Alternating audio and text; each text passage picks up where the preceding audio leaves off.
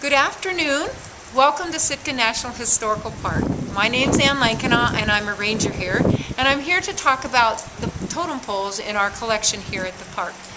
Behind me is a recarving of one of the original totem poles.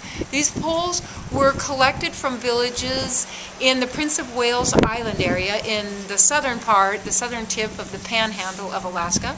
They were collected in the early 1900s by the district governor, Governor Brady, who was trying to market Alaska. They originally would not have been standing along a trail inside a forest the way they are now.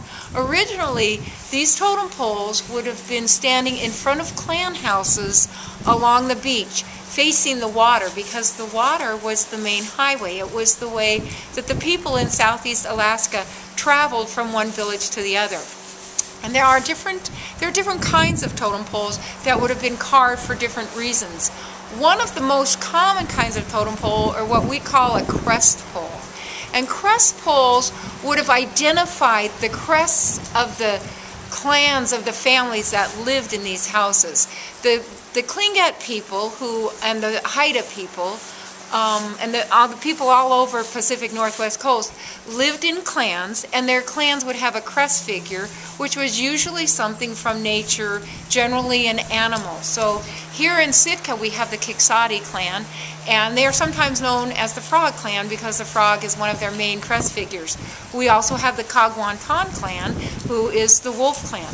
So they would carve totem poles, and the totem poles would be standing in front of the houses, and so people coming by up and down the ocean in their canoes could see who lived in these houses and would know, is it a family member, is it a friend, and they would know that ahead of time. One of the other kinds of poles is a memorial or a mortuary pole.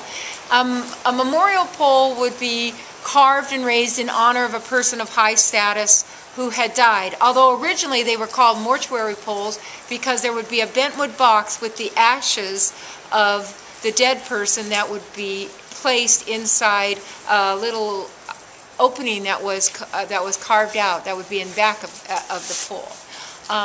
A third kind of pole is the story or the history or legend pole. Sometimes all of these clans, they had an oral tradition. They didn't write things down, but they passed on important historical events, important legends, their important cultural information orally, and then sometimes they would have a totem pole carved that would help tell the story, and that would remind them of the story of something important that had happened or a significant legend.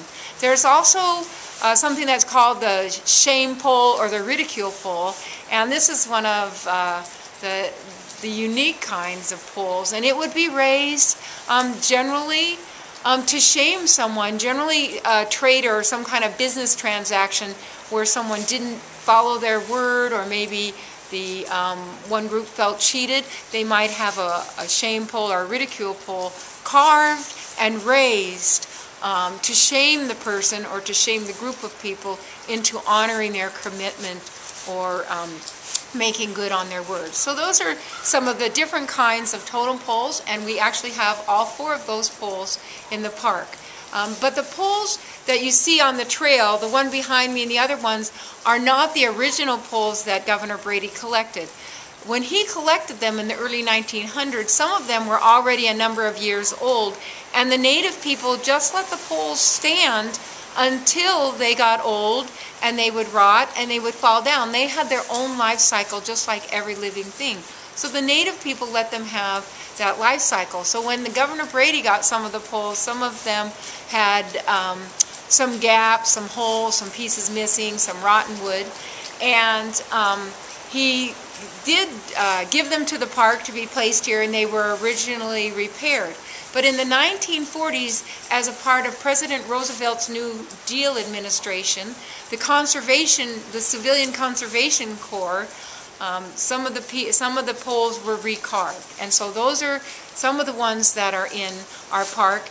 And then in the 1970s and 80s, there was some more funding, and some other ones were recarved.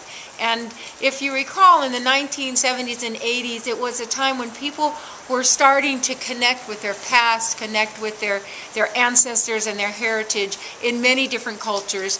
And the Native people here in Alaska, and Native peoples all over the United States, made that a part of their life too. So some of the poles that we have here were recarved back then. One of the interesting things is in the 1940s, when those poles were recarved, there weren't the Native people, the Tlingits and the Haida, hadn't been continuing their cultural, particularly their arts, from one generation to the others, because they had become very, very westernized.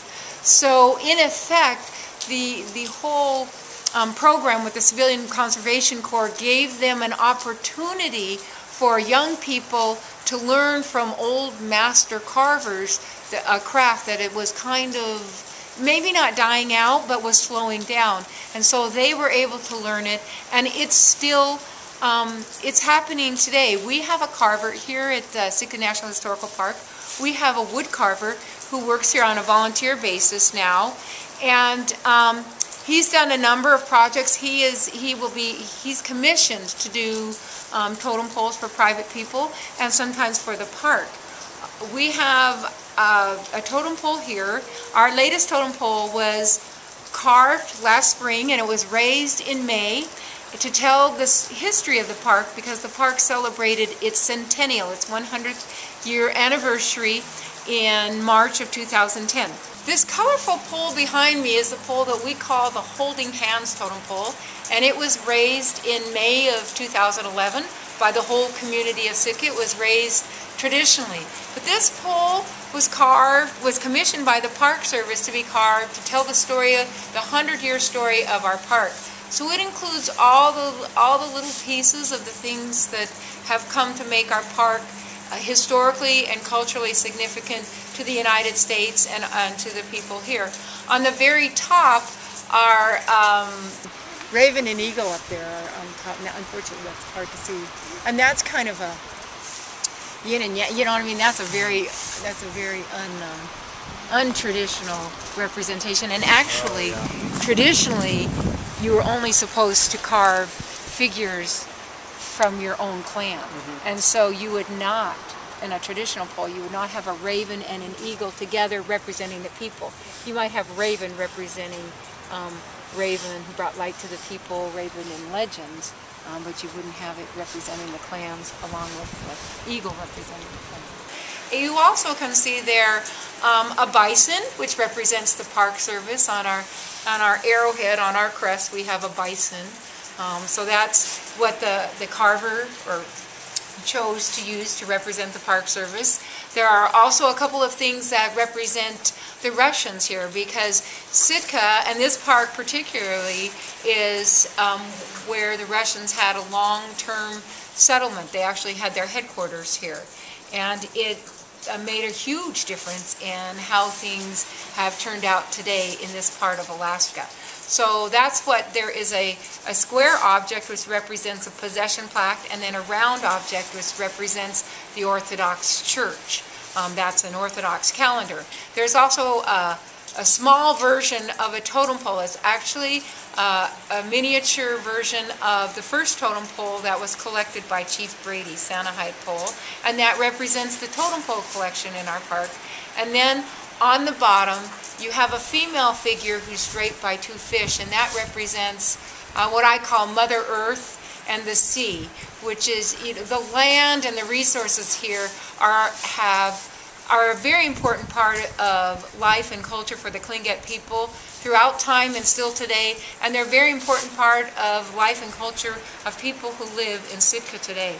So this is a new totem pole, and if you know anything about form line design, which is the art form that the Tlingit and the Haida traditionally use, not just in their totem poles, but in all their other carvings, and in whenever they represented themselves with one of their crest figures, you'll see that there isn't a lot of form line design. It's modernized Totem pole carving is still alive and well here in Sitka and Southeast Alaska and other places all over the world.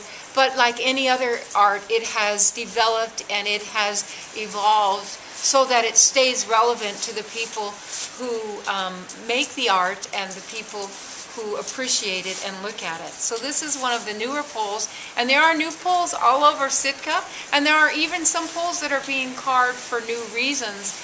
We have a pole in front of our Family Justice Center, which has an adult and 2 children. It's supposed to be about healthy families and peaceful families. So in addition to having an adult and 2 children, there's also a deer, a fawn that's kind of laying down, a dove, and a rainbow.